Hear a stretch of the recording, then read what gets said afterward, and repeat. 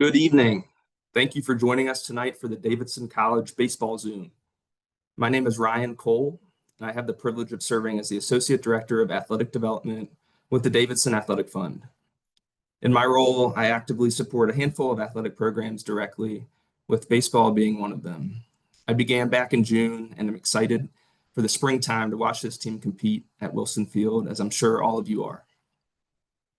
We're grateful that you're choosing to spend part of your Thursday with us. We have an engaging lineup planned for you. Tonight, we will have the chance to hear from head coach Rucker Taylor, as well as assistant coaches Parker Nolan and Joe Sheridan. We're also thrilled to have former standout scholar athlete Nolan Davos with us, who is currently pitching for the Houston Astros in their minor league system. To wrap up the evening, we'll be releasing the much anticipated spring schedule and hosting an interactive Q&A session.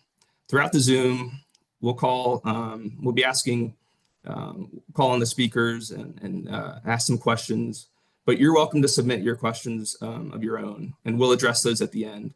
Don't forget to mention who your question is directed towards in the Q&A feature.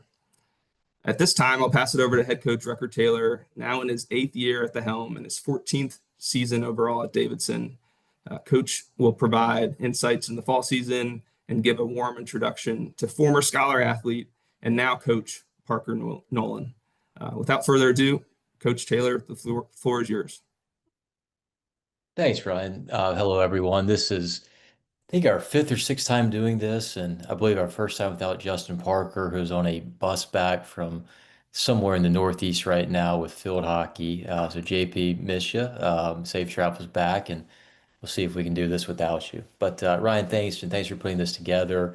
For those of you that not met Ryan, he played collegially at VCU for maybe a minute or two, correct, and then finished up at James Madison. But is a baseball guy, comes from an athletic family. Brothers played football and lacrosse. I believe they had a brother who played in the NFL with the Dallas Cowboys, among others. So very athletic family. His father was, I believe, a athletic administrator himself. So those of you that will be around Wilson Field or traveling will certainly see Ryan, and I can certainly talk baseball with him and enjoy that. So that'll be a new face, familiar face to a couple of you, but a new face, and for most of you, a new face and a familiar face that we'll talk with later is Parker Nolan. And certainly Nolan as well. So look forward to that. I guess my piece of this puzzle right now is normally I hear a couple of attempts at humor for JP without him here. We'll kind of get straight into it, just a rundown of where our fall has been and where we're at currently. And then I'll circle back later with a overview of our 2026 season schedule. So we had really our 2 hours of fall practice today. We have two more tomorrow, which would be a 4 inning scrimmage. Majority of our pitchers are either tapering down or have ended their competitive throwing piece against hitters for the fall. Last weekend we played Wofford in a scrimmage down there, 12 innings. It was good. It was good. We played on a natural surface, which about a third of the teams in our league have. Wofford's traditionally a very aggressive base running team, and probably 4 teams in our league are a very similar style, I would say. So we wanted to, one, travel, two, play on a natural surface, but three, probably most importantly, see something that is a little bit outside the norm and how aggressive they are stealing bases. I thought it was a really good day for us. Long day, but a competitive day. Taking the metrics of how you look at the final tally on the scoreboard, we probably won, tied, and also lost. So maybe 3 decisions in one day, which is probably a good thing. So I thought it was a lot of benefit for us, a lot of benefit for the kids.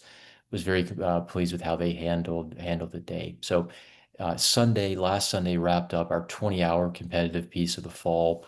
The NCAA gives you roughly 27 practices in a 6.5-ish week, 45-day window. So for us, we have more or less inter-squatted 2 different times each week. We don't have any of our pitchers throw to hitters twice in the same week with an idea towards arm health. And that's something that Coach Sheridan will touch on more here in a little bit, a new piece of the puzzle we've added to try to help benefit that. So it's maybe a few less at bats for our hitters than maybe you would like to get, but I think for the pitchers, it's the best thing for their preventive arm care. So we wrap that period up on Sunday. This week we'll inter-squad once. Next week we'll inter-squad once on Thursday. The following week, weather permitting, we'll enter squad again on Thursday. And then for the parents on here, the whole week of Thanksgiving is off. So there's nothing baseball related. Guys are able to travel home, either late Friday night, which we certainly don't encourage, but certainly Saturday morning, assuming they've got no academic, components, they're free to get out of here and have a nice long 8, 9, 10 day break potentially. So I think the way the schedule has fallen this fall, we've had some kind of competition, more or less each weekend. We had Coach Cook's retirement party 2 weekends ago, which is a great event. All the current guys were there, which was wonderful. So it's been a really quick fall. It's hard to believe that it's almost over. It's hard to believe it's almost Thanksgiving. I think it's been a very productive fall. We were I think, most people that saw us, we were not very good early on. And I think that's to be expected with just a lot of newness in the program. A lot of young guys, a lot of guys that maybe don't have the in-game Division I reps that you maybe hope for, maybe see when some of these schools have 10, 12 guys in graduate programs that are 23, 24. That's just part of it. Davidson's very unique in that we don't have grad school. Our process is just different. So I've been very pleased with how we've grown. The last couple weeks, I think, have been very productive. I think we played Wofford, 3, 4 weeks ago. I told the guys this, if we played them 3 or 4 weeks ago, it's probably not competitive. We just weren't there yet. We're still a long, long, long ways to go from where we want to get to. But I think, as either Parker or Joe said, this group has been very eager to learn, very eager to practice, very eager to get better. There's not a lot of ego. There's, I think, a group that, there's a lot to learn, which I think can be a really fun thing as a coach when you get to really get your hands in the mud with them and really hope you build some clay that ends up being a nice finished product when it's all said and done. So I think it's a fun group to be around. I think they enjoy being around each other. We actually had a conversation about that today, about the camaraderie, and I think it's a little bit unique to Davidson with how some things are designed. And I think it's a testament to guys like Nolan, guys like Parker, and certainly the current group and former players with the kind of cohesiveness that this group has. So a lot of fun to coach, as it is pretty much every year. Maybe we talked about this today also, maybe the exception of the COVID year, the year after COVID, where there's just so many crazy restrictions. You don't know which way was up, which way was down. It's been a lot of fun to be a coach here. So with that, I'm going to turn it over to a guy that I had the pleasure coaching and now I get to coach with, Parker Nolan, who was I believe, voted 3 times best teammate, was an all A10 first team conference member, had his options of grad schools where to go with his 5th year and ended up at NC State and he had a very nice season for those guys, and then is doing the Savannah Banana type deal for a little bit, which I think was a perfect fit for his personality and how he went about things. And he's done a wonderful job in roughly 4 months with us at this point. And the personality is, I think, has been really well received by our guys. The reasons for wanting to coach at Davidson, which I'll let him get into, certainly match up with well, I think any parent on this call would be happy that their son is, getting to be around this person each and every day. So with that, Parker, I'll let you say welcome. I think Ryan's got a few questions for you. Awesome. Thank you for the warm introduction. It's a pleasure to be here in this Zoom, and it's also even bigger pleasure to be a part of this program that obviously have a ton of love and care for.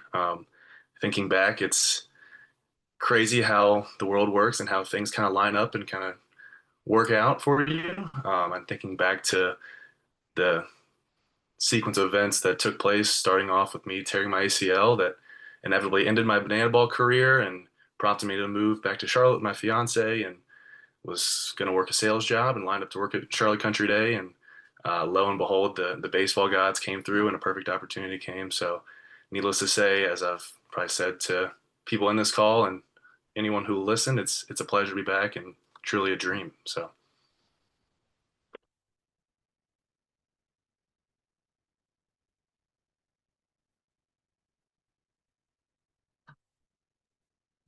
Thanks, Parker. I've got a few questions for you. It's awesome having you back. I just wanted to see, how would you describe your first kind of fall experience as a coach back at Davidson? And when you came here, as a scholar athlete, did you, envision yourself ever being a coach? When I think about this fall, I think the first word that comes to mind is quick or short, as Coach Taylor alluded to. It's insane that it's already kind of come and went, and Thanksgiving's almost here. So I guess that's kind of what happens when you're having fun, as they say, which this is, like I said, kind of the dream. And I think to get back to your original question of, yeah, I think the answer is yes. I've always kind of envisioned myself being back at Davidson. Like the goal was always to get into coaching, and anytime I did envision myself coaching, whether it was running through in my head what it might look like to give a speech or win a championship or test out some random drill in a practice, it was always at Davidson. Maybe because that was what my experience was, or just because that's where I wanted to be and where I wanted to be pouring my time and energy into. But yeah, it really was the plan. And it's crazy how I in some ways manifested it. That's great. Talk a little bit about you playing for Coach Taylor. Now you're on the coaching staff with him. What's that like? It's been incredible. I mean, obviously you don't know how it's going to go being in the player to coach dynamic and then going from coach to coach, kind of more peer. But I've been so appreciative of the respect and freedom and like trust that Coach Taylor's instilled in me thus far, and I think that's what's kind of made my transition a lot easier into this new and unfamiliar role.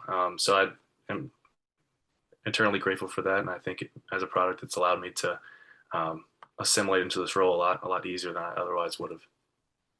Awesome. I know Coach Taylor alluded to this a little bit, but you recently graduated, and you collected a pretty neat resume so far. Between being a scholar athlete at Davidson, grad year at NC State, and time with Banana Ball. What are some things you've been able to bring to your current position and role that you've learned from these experiences?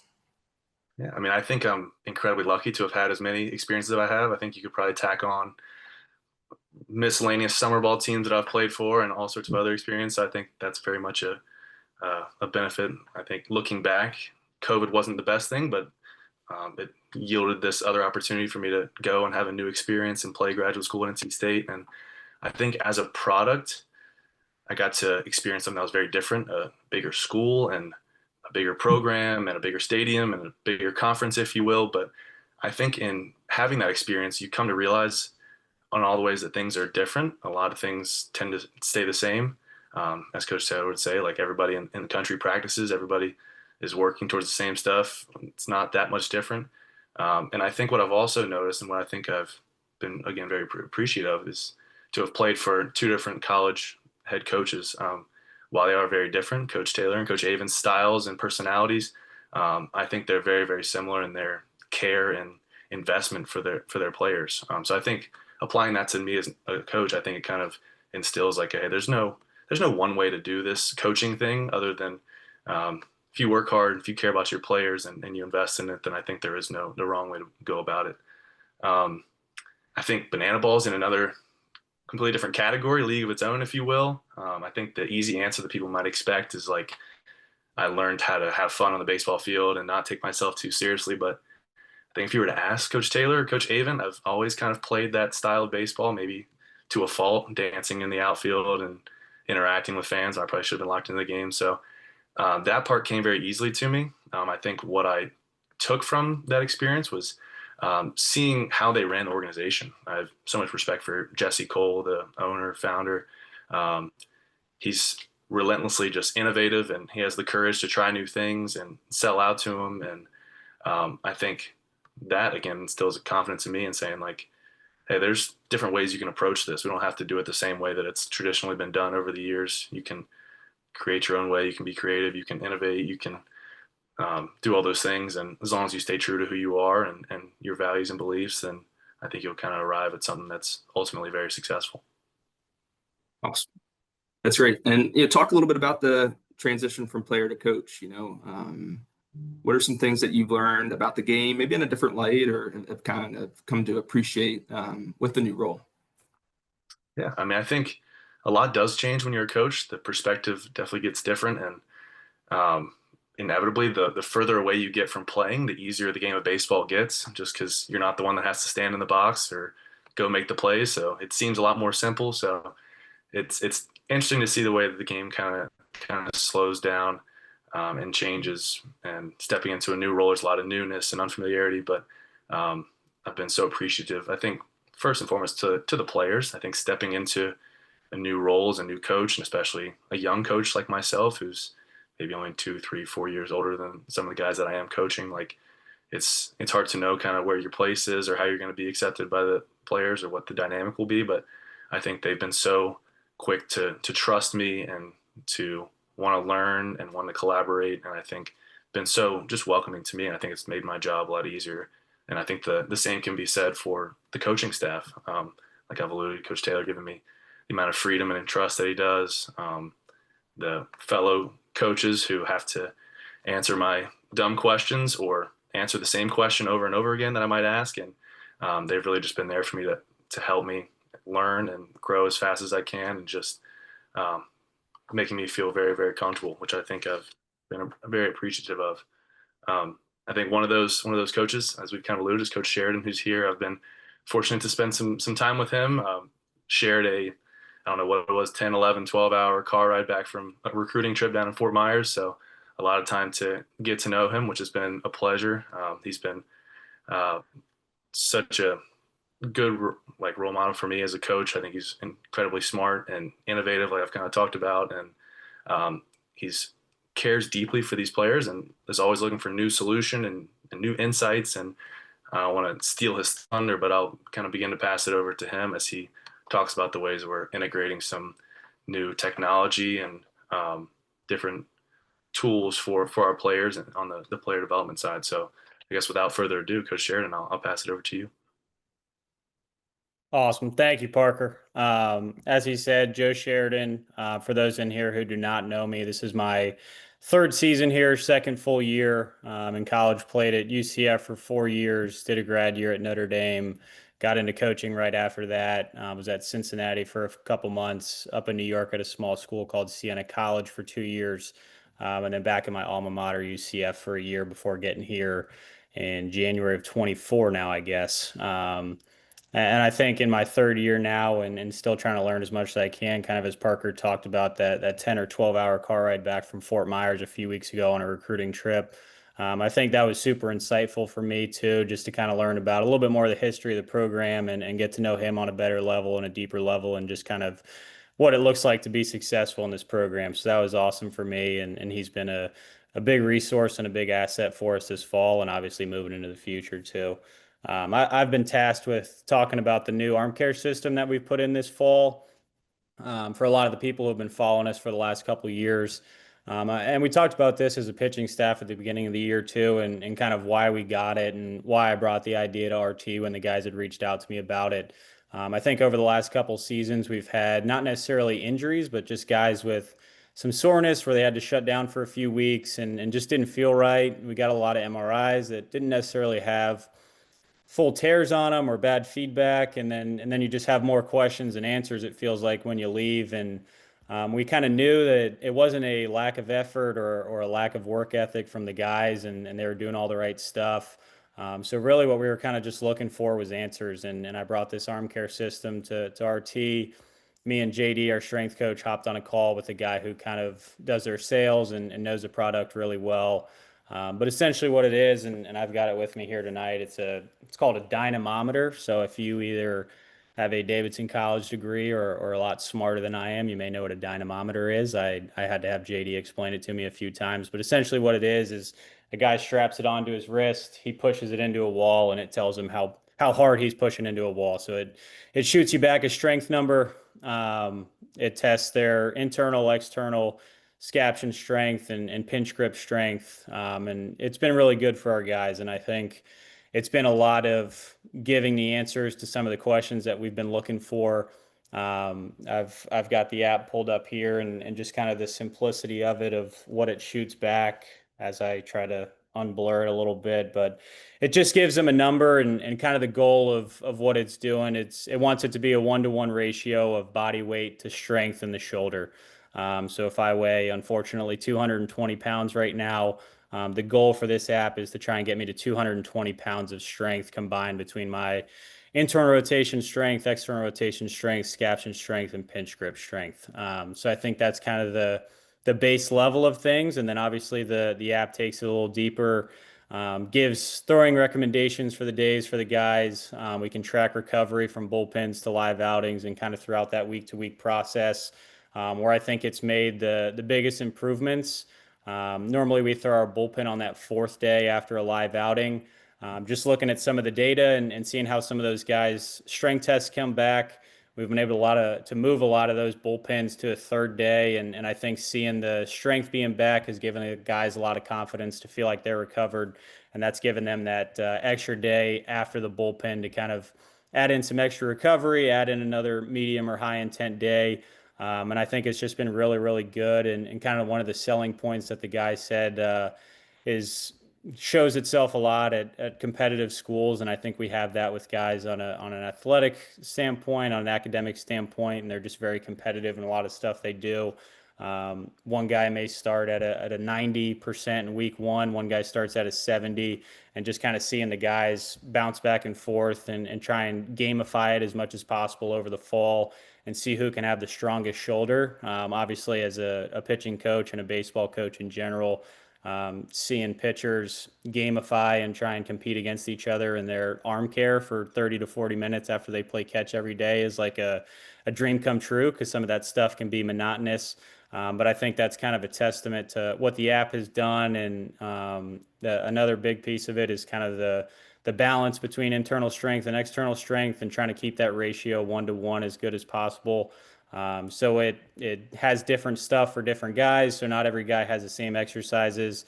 So it's really personal on that level as well. So I think it's just been really good for me, just to kind of know going into the day. And sometimes the hardest role as a pitching coach can be when you ask that guy how his arm feels, and it says good, and you're talking to a 19 to 22-year-old who thinks I'm going to be mad at him if his arm's a little sore, and you ask him how he feels. Good can mean good. Good can mean okay. Good can mean I don't want to throw today, but I want to say good because you're the pitching coach. So I have them all show me their phone before.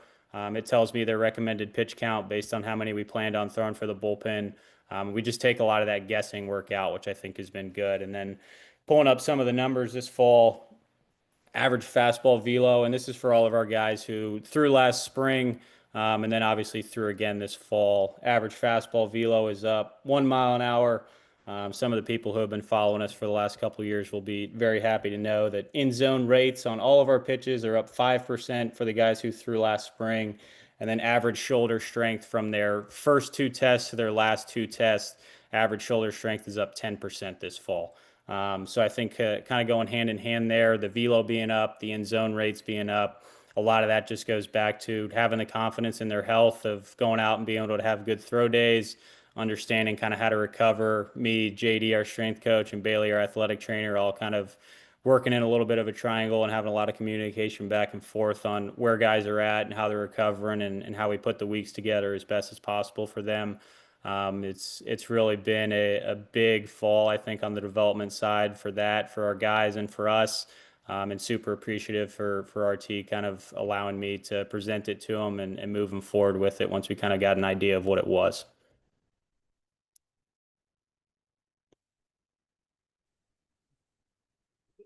Awesome. Thanks, Joe. It sounds like it's been a great addition for the fall.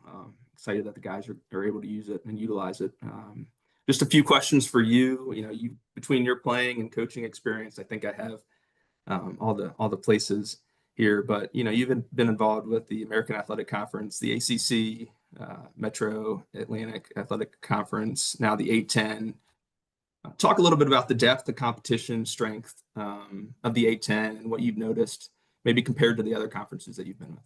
Yeah, I think it's just one of the most wide open leagues I've been a part of. And I think a lot of that goes into kind of the regionalness of it. And everybody feels like they kind of have their own little advantages. I was looking back at the schedule, kind of knowing the question was coming, and just where we were at last year.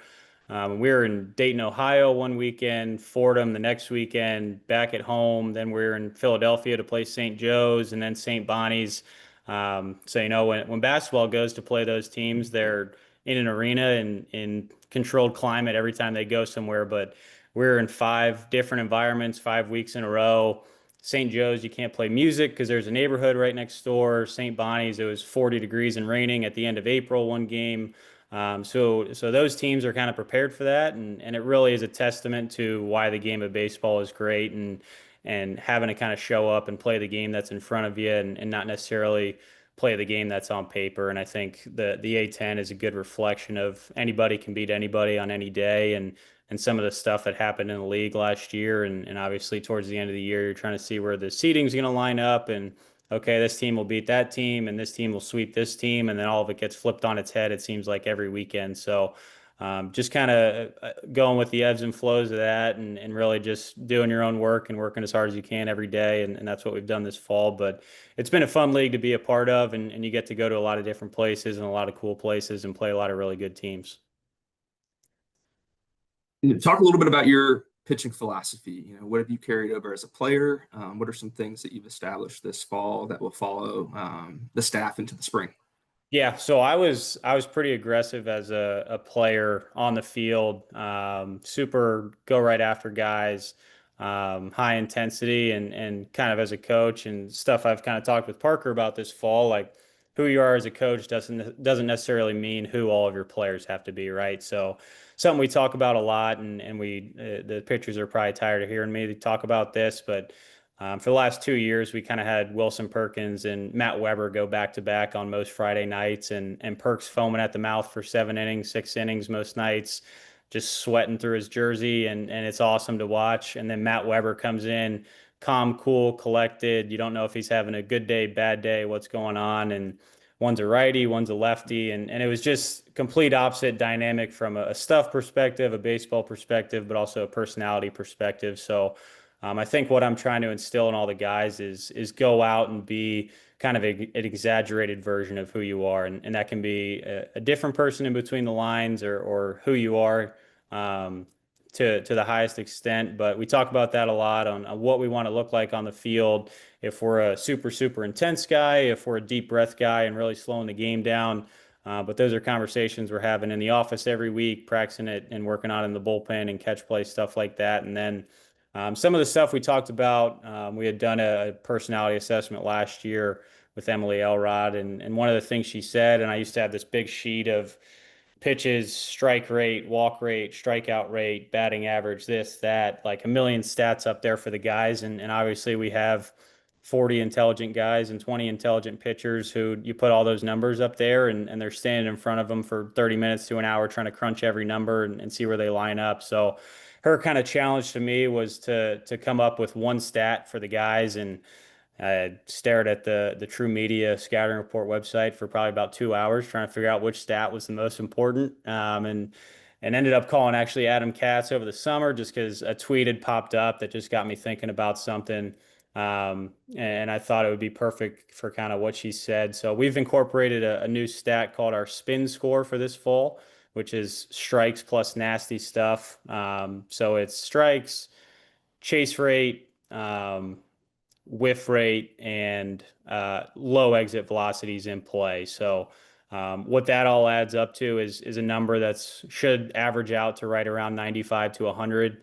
And why I think that's good for our guys as well is we can kind of go back after every game, and obviously having a bunch of smart dudes and be like, hey, we got an A today, we got an A plus today, we lost by 8 runs, we got a D today. So I think when she first said that, that was kind of a like, oh man, I have to find the most important stat in baseball. How do I do that? And it was kind of a nerve-wracking thing, but I think it's turned into something that the guys have enjoyed. They can all kind of relate with. They can all kind of get to that number in different ways, which I think is exciting, and kind of where we've talked about a lot of the development stuff too. Are you a just high strike percentage guy? Are you a whiff percentage guy? Are you a low exit velocity guy? And how do we do different stuff? And how do we get you to that 100 and maybe a different way than another guy will? So that's kind of been where a lot of our thoughts have been this fall, and guiding around that. But I think it's been good for the guys to relate to. Awesome. Share a little bit about the staff, guys returning, maybe new faces, kind of high level information about the pitching staff this year. Yeah, so I guess it was a 2-2. We lost two and gained two. So Isaac Fix and Matt Weber, who obviously played big roles for the last 2 years since I've been here, and not just on the field, but off the field as well. And two really awesome personalities, helped out a lot of the younger guys. They are no longer here. We've replaced those guys with Landon Ludwig, a high school guy from Georgia, who's been awesome, recovering from some stuff from high school right now, but just an awesome guy to have around and super competitive. And then Keely Furr, who was actually teammates in high school with Garrett Pine. We got him from Cleveland Community College. Good strike thrower, good breaking ball, good fastball. Working on a changeup in game for the next couple weeks to try and add in that third pitch. But two guys that I think, at least if not this year, some point down the road, will definitely help out a lot. But again, two great guys to have around, been crushing it in the classroom, doing all their work at the field, meeting with me every week. So I think two guys that have kind of fit into what we're trying to do here, from not just a baseball perspective, but kind of a culture and teammate perspective as well, pretty smoothly this fall, and hoping to kind of hit things running with as many returners as we have right away in February. Awesome. That's great. I appreciate it. Yep, absolutely. I think I am next to introduce Mr. Nolan Devos. I will not try and run down his entire rap sheet of all the success he had here. But again, I think one of the things I can talk about, and just kind of the what Davidson means to some of these guys, and the culture that they have here that I can kind of attest to, not having at other places, with this being the fourth place I've coached at.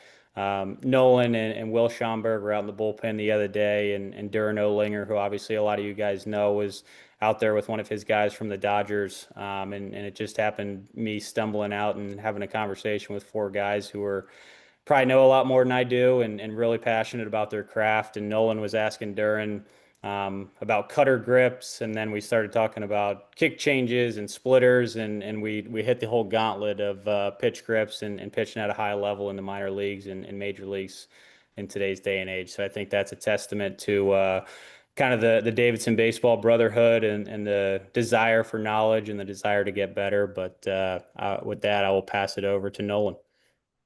Thank you, Joe, and happy to be here tonight. Yeah, we had a good combo talking about some new grips and stuff I want to try out. So definitely excited to be here tonight and kind of talk about a little about my scholar athlete experience at Davidson. Kind of, came in with a lot of expectations for myself, but I didn't really know what to expect. Coach Taylor had me out to practice a couple weeks ago. I got to kind of watch the guys, be around them, had a little inner squad. So talking to some of the pitchers as they came off the mound, kind of see what they're working on, what they were going through. I think that's pretty cool to get that experience. I remember when I was a freshman, I was a sophomore, you're trying to compete, trying to get innings. You're also nervous being out there and trying to impress in the fall. So that was a cool insight for me to kind of give back to them and, kind of hear what they were thinking. Uh, but, being at Davidson, it kind of really prepared me for pro ball, I think, because the classes at Davidson, it's tough. It's academically rigorous. You have to have time to be able to do both. And I think, Coach Taylor gives us that time when you need to work on those things in the classroom and, have that going on, and also be able to get on the field and do your best. And, it starts in the weight room. I came in, probably like 170 pounds. Definitely need to put on weight to be able to perform, because you look around that locker room and you get a bunch of seniors in there who are big guys, and you're trying to get innings and trying to get in the field. But, guys like that, they've been around for 4 years, so they know how to do it. And so I think definitely taking everything into account, whether it's, we touched on earlier with the arm care stuff, getting your early work in, getting your post work in, kind of learning how to read hitters and see what they do best and what they don't do best and how to attack those guys. Definitely helped me a lot in pro ball. And a lot of the things I learned at Davidson now, I still continue to do. And it's definitely exciting to be back on campus again, working out there a couple of times a week. I get to see Coach Taylor from time to time bouncing around. So definitely excited to continue doing that this fall. Yeah, so you had a busy year, right? So coming off injury, get back, get healthy, and throw really, really well last couple of outings, right? So what does for the group, what does your schedule look like right now, and really for the next couple of months? Yeah, next couple of months, I'll be here in Harrisburg. I live about 30 minutes from Davidson, so that's been something that's been really important for me, is that I get to come back as often as I can, and work out at Davidson, work out close by. And so coming off of Tommy John surgery, which I had end of May in 2024, I was able to make it back, like Coach Taylor said. And it's a grueling process. I got to talk to some of the guys with arm injuries when I came to practice a couple weeks ago. And it's just about, keeping the faith, keep doing what you're doing. It's a long process, but in the end, it does work out. And I think, I'll be around a good bit, and I really enjoy the new weight room that we put in. It's about 3 times the size of the old one we had, but I'm definitely happy to be in there and working with Coach JD too. Good. What's is any got any Parker Nolan stories you can share with the group that will embarrass him a little bit, but not too much? Hmm. Honestly, I think my favorite Parker Nolan thing is I was looking for a good Zoom background tonight for the thick of the field, and there's one on there of him jumping about 7 feet in the air after he hit a home run doing our celebration. Yeah. So I think that kind of embodies Parker, to the fullest. Of he's always having fun, as you talk about with the banana ball stuff, but just that's who he is. He's going to be a personality guy. He can also play some really good baseball, but I think just having him around always is a positive. Yeah, yeah. What's Pro Bowl? Give us your best Pro Bowl experience so far and best Davidson College baseball experience that you have at this time.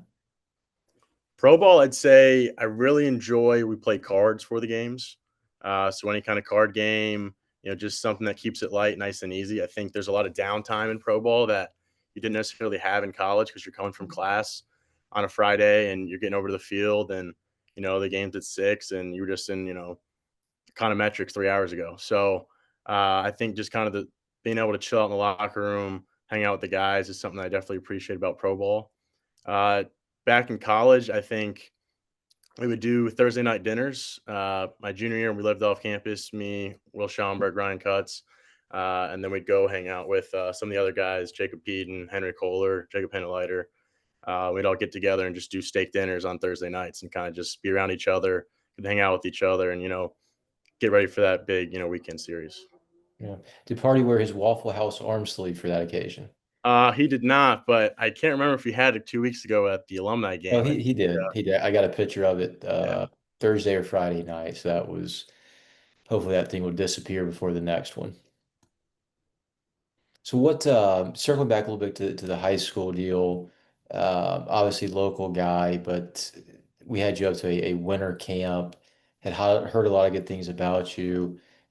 For me, it was I remember telling Parker Bangs, our then pitching coach, like, hey, if it's exactly what it is right there, like it's going to help us. If it takes a jump, it's going to be good. And the spirit of transparency, I never envisioned 10, 11, 12, 13 mile per hour velo jump.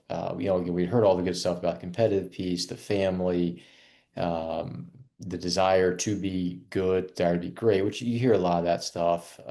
Maybe a little bit less so in recent years than past years. But for us, it's kind of love at first sight. But what was your recollection of that? I think Ryan Fezco was there at that event also. I think Fezzi's actually on this Zoom as well. What was your recollection of that camp in December?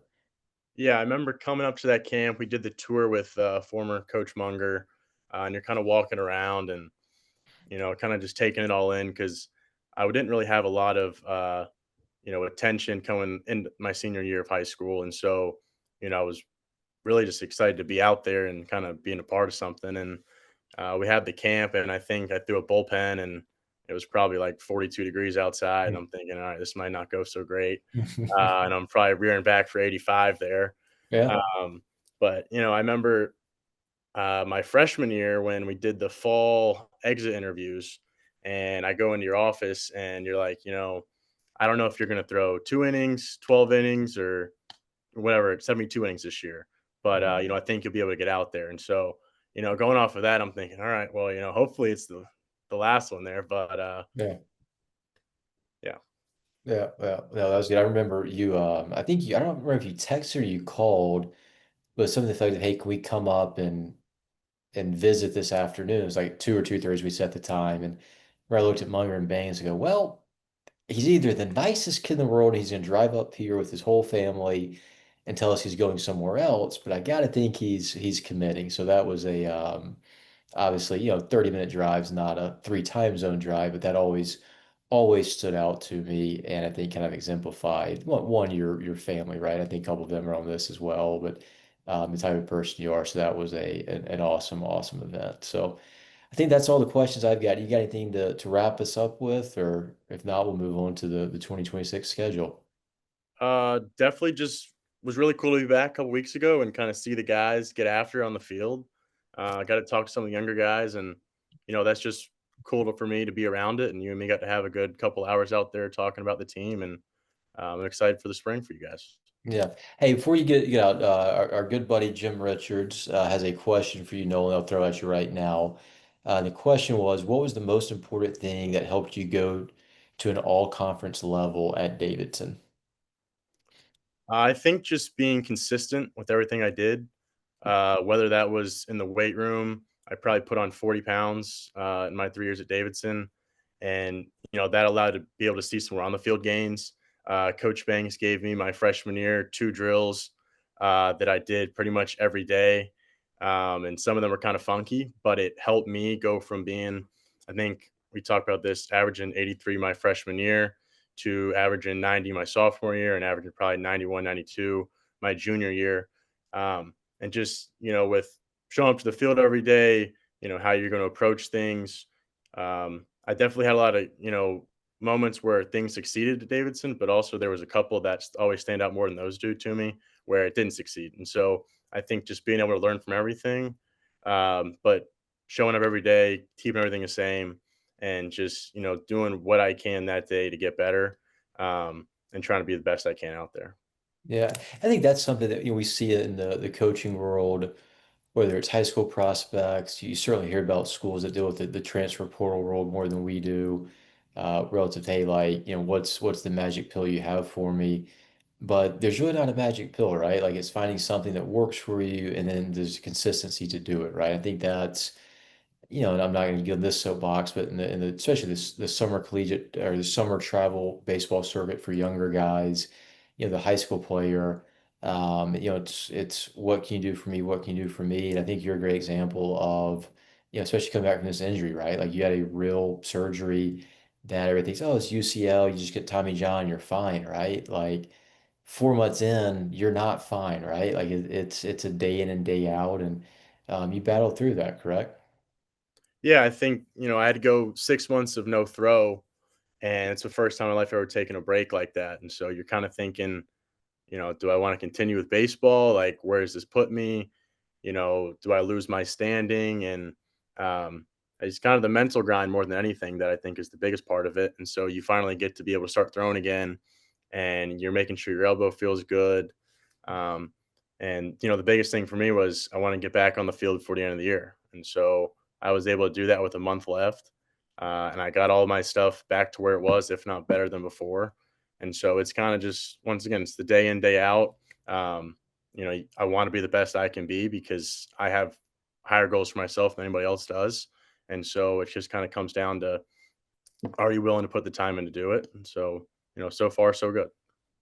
Awesome, awesome, awesome. Well, I'm very happy you're here with us. Very happy you got those outings at the end of the year, and we'll be happy to watch the progress. You and Shambi, right? We were talking about this with, I think, Blake Healy at John Hosmer's wedding. We need a Devos versus Healy big league game in the semi near future. Blake said he'll be there, and I'll certainly be there as well. Yeah, that'd be awesome. Maybe we can get a little nice suite going for everybody. Yes, yes, yes, yes. Could certainly do that. So, well, thanks for doing this. We'll see you around the field next couple days. And I'm going to attempt to try to pull up the 2026 schedule. If I botch this, please bear with me, but should be adding the 26 schedule. So, Nolan, appreciate it. Thank you, sir. Hey, coach.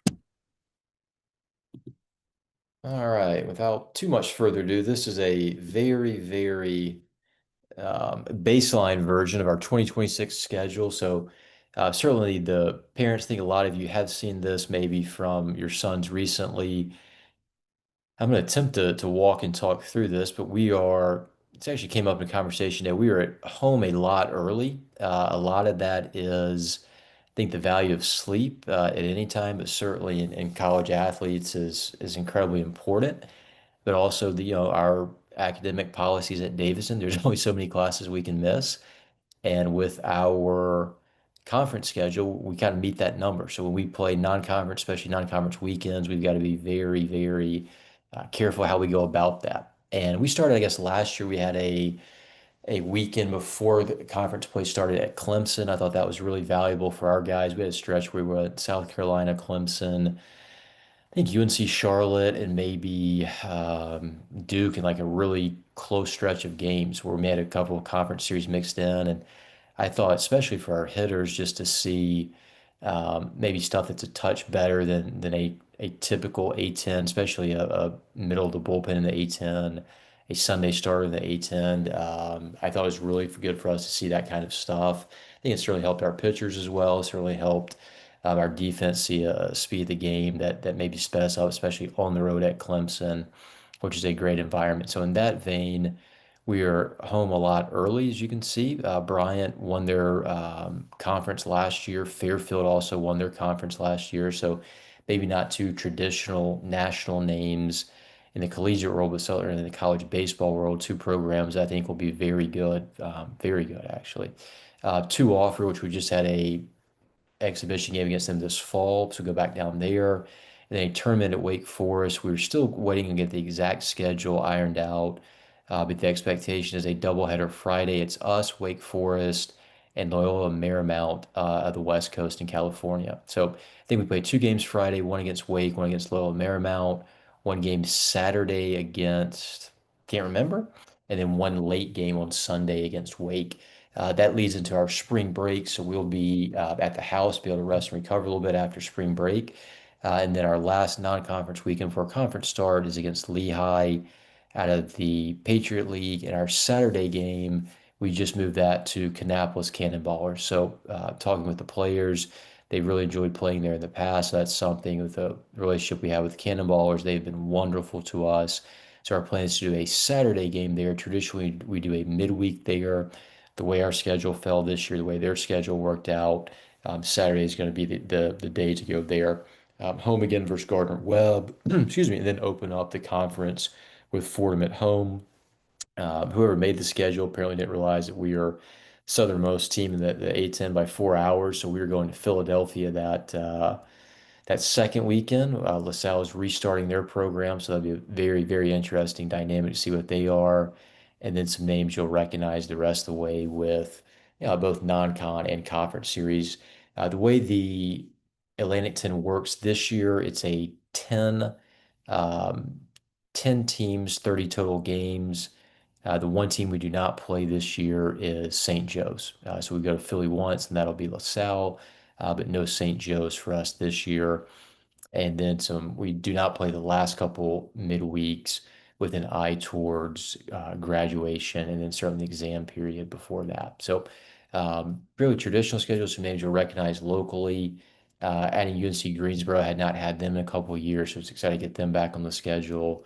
We had a early schedule against Columbia and alum Brett Beretti, who's a good buddy.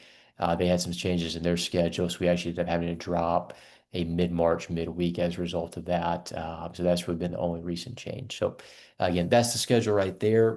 The Wake Forest tournament will be Wake and Loyola Marymount, and then the Saturday, March 7th at Kannapolis for a 2 p.m. start are some recent changes as well. So looking forward to it, especially with two teams that won their league last year on the front end. It'll be a challenging schedule right out of the gate, but I think that'll be good for us. So I think with that, we're going to bring it back to Ryan Cole. I think Ryan maybe is going to have some questions if I could figure out how to exit the screen share concept, and we will keep going. Awesome. Thanks, Rucker. So at this time, if you have any questions, feel free to put in the Q&A. We have a couple here to start off with. This is for the coaching staff here for Joe and Parker as well. Starting off with a serious question, guys recently had Halloween practice. Who showed up with the best costume and what was it? I'll take the reins on this. I think the most notable for me was Aiden Rice had an inflatable sumo wrestler costume, which for me, giving our scouting report at the beginning of practice was funny to look back into the crowd, and he was sitting on the couch and could hardly see over his inflatable belly. So that's the first one that comes to mind for me.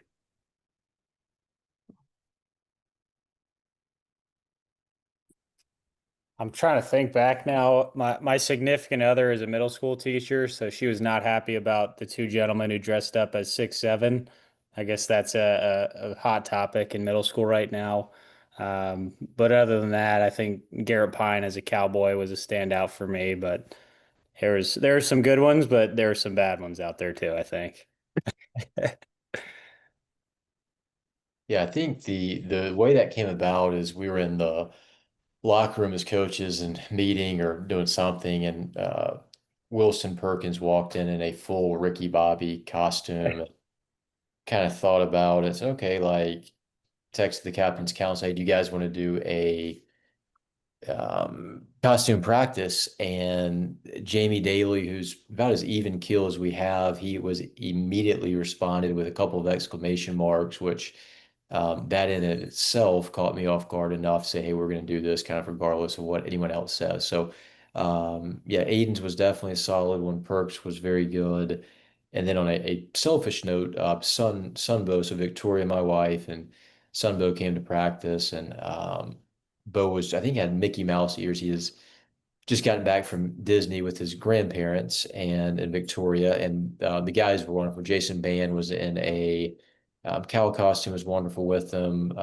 I think Bo liked Will McCullough's Ninja Turtle costume the most.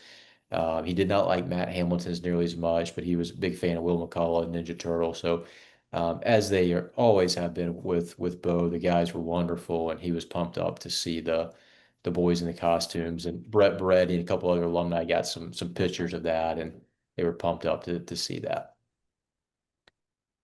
That's awesome. Another question here.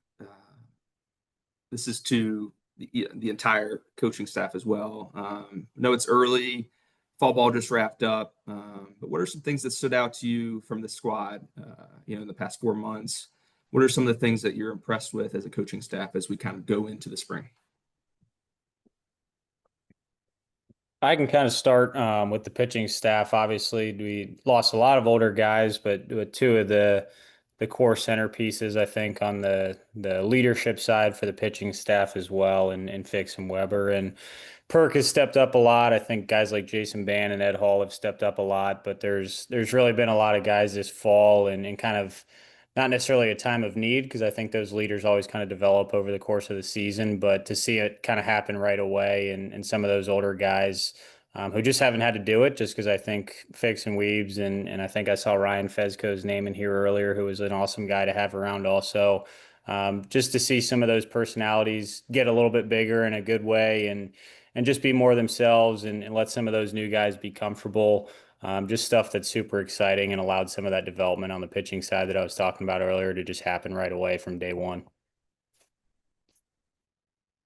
Yeah, and I think from a position player standpoint, while I don't have a ton of experience on the coaching side, I think it's still no secret that things are pretty wide open this year. A lot of guys that either graduated or went to other graduate programs, whatever it may be. So there's a lot of competition for spots, but I think our players have done a really good job of balancing that competition and desire to win a spot and find some playing time with, hey, I'm still trying to encourage other people. I'm trying to make my teammates the best that they can be, and I think I've been impressed to see that amidst young and old guys. So.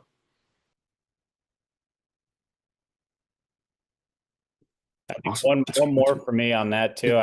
I would feel bad if I didn't say something about this on here, but Garrett Pine has been out for the last 2 years, and the young man made 5 appearances this fall, was up to 93 in his first outing, and obviously seeing him do a lot of that hard work over the last 2 years and not seeing any results for it. And obviously there's no stats on a stat sheet yet, but he was geared up all fall and ready to go, and was mad when he didn't have good outings and happy when he had good outings, and he's back in the fight. So I think another guy like that, having him around, and just an awesome story, and he's going to hopefully pitch a lot for us this year, but definitely be out there at some point. And I think stories like that for the younger guys, or guys who haven't pitched a lot, that's been awesome this fall, and definitely why something I wanted to highlight.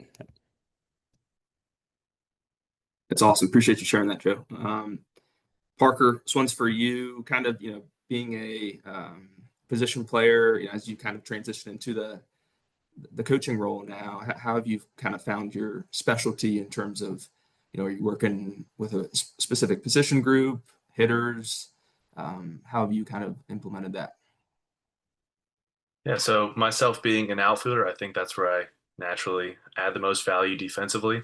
I was very fortunate to work with Coach Welch, who was one of our assistant coaches while I was here, who was very creative when it came to outfield stuff. There's only so many ways to catch a fly ball or to throw it in, but he found ways to make it exciting and competitive and challenging. So hopefully trying to incorporate some of those same themes. And I think on the hitting side of things, the best asset I can bring right now is just availability, just being at the field all the time.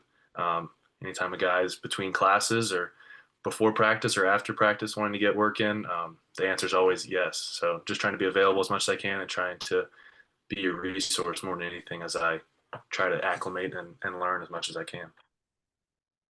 Can we expect to see Parker Nolan mic'd up part 2 this year? I might need redemption. That for anyone that has not seen that video, please do yourself a favor and don't look it up. It's very dry. I'm not very proud of it. I don't know if me doing a second one is the only way to redeem it, or if I just kind of cut my losses and move on. Well, I got confidence in you. So I think you'll be able to redeem yourself for sure. Another question here: who throws the best batting practice? Who did the current player ask? Who asked that? Just like Man, if that was a current guy, my feelings are a little bit hurt. Josiah's not with us, so he can't defend that's himself. true. But we'll just each player has their own answer. We'll leave it at that. I was left-handed and threw sinkers, so I am nobody's answer. That's great. That's great. Another question here. Rucker, talk about some of the recent additions to the ballpark. If some guys have come back who you haven't been around in a while or haven't been back to campus. What are some of the things that they noticed at Wilson Yeah, Field? I think that certainly popped up with Coach Cook and Alumni Weekend. What, 2 weekends ago now, right? Which certainly saw some of the names I see on this, saw some of the faces there, and what a great 2 days that was. The weather cooperated, and just a lot of good from that. And talking with Susan and the girls, they were pumped up, right? And Cookie in his own way is not gonna, say a whole lot about it, but he was very appreciative of it, and it was wonderful. But I think the biggest thing that most people comment on is the padded outfield fence. I think that so I think for me too, and however many years I've been here, that's probably aesthetically the biggest eye catcher when you walk up. And we still have some alums that maybe haven't been back in 10 years that didn't know we turfed the infield. They get there and they go, wow, this thought it was turf. You go, well, it is. You go, wow, it looks natural. So I think the shape the field was in between the turf and our grass is in a much better spot than it has been in past years. The drainage has certainly improved, not perfect, but certainly better. So I think that with the outfield padding and maybe ones that had not seen the turf, I think those were probably the two biggest adjustment. And there's some people that had not seen inside the locker room and lounge down the right field line since we'd redone it roughly, wow, 6, 7 years ago now. So I think that was certainly when we first did that, even alumni that had been there the year before were, man, it stinks I didn't get to have this, great for y'all, but this stinks for me, right? So I think the field it's probably that outfield padding that went in last year, and then some combination of the turf and the locker room have been the eye catchers. Awesome. Another question for Rucker. If someone were to support the baseball program, what does their support help with? Talk a little bit about some of the current priorities for the program. It's Ooh, muted myself there. Sorry. Yeah, I think we're certainly in a situation where, people on this call, alumni, family, parents, a lot of what we do is, literally not possible without that support. And Parker can certainly attest to that from the player side of it. And it's got under the hood a little bit on the fundraising piece of the puzzle. Joe's been a few different places that, some that are maybe resourced a touch better and some that are not anywhere near as close as what we have. So we are very fortunate to have, and I told our kids this day at the beginning of practice, we were talking about, we watched I guess we watched a video of a podcast, if that even makes sense. but we're talking about kind of strengths and weaknesses of the program, maybe compared to some other places. And I think something that maybe is taken for granted because we see so much of it, but how good of a support system our kids have. And it doesn't mean that, mom and dad don't get on them sometimes. Doesn't mean everybody comes from a traditional nuclear family, but we have a lot of kids that are very, very lucky to have, be it one parent, two parents, a parent and a grandparent, somebody or somebodies that care a lot about them. And we're fortunate enough that oftentimes that care goes into time, effort, financial donations towards our program, and it directly benefits the players. There's no question about it. So easy answer. We were very appreciative for anything and everything. Big picture answer. If you look at a lot of the things we've done, whether it's that outfield padding, whether it's our third assistant position, whether it's the infield turf, a lot of things are those things are directly from alumni, current, past parents, and friend of the program. So it is much, much appreciated. Appreciate you sharing that. Last question here, I think, is Q&A is comes to a close. You look at the spring schedule, kind of what, is it weekend series or midweek series? What kind of stands out to you? What do you circle? What do you get excited about? I know all of them. It's an opportunity to compete, but what matchups kind of stand out a little bit more? Yeah. I know we open with Bryant and Fairfield the second weekend, Wake's the third. I think those are gonna be two challenging teams right out the gate. Everybody goes, oh, Wake Forest, that's a really good team. Well, Bryant and Fairfield in their own right won their league last year, right? So I think for me, and as cliche as it is, like we've got practice at 3 o'clock tomorrow. We've got 4 innings, and we've got some pitchers that are throwing tomorrow. Some guys have thrown well, and some guys have been really inconsistent. And if we're going to, be at our best going into Bryant and to Fairfield into Wake Forest for 4 games in a weekend, like some of these guys are throwing tomorrow, like they're going to have to pitch in a 4 game weekend, and they're going to have to pitch in a offensive ballpark. I would assume Wake Forest is going to have a very good offense like they traditionally do. Loyola Marymount, I think they put some pressure on you in different ways. So I think if we're saying we're going to get excited about this or that, much like we talked to the position players today, we've got to get bigger physically. We've got to get stronger. We've got to move the bat a little bit quicker.